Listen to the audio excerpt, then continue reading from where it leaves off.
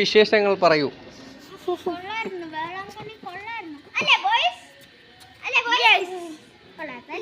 വിശേഷങ്ങൾ പറ.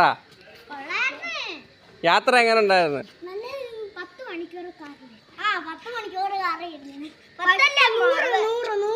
എവിടാ താമസിച്ചേ? എവിടാണ് താമസിച്ചത്? എവിടെയാണ്?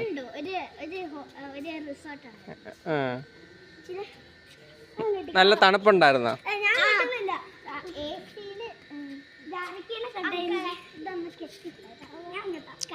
അബ്രാമിനെ എന്താ മുട്ട അടിക്കാഞ്ഞ?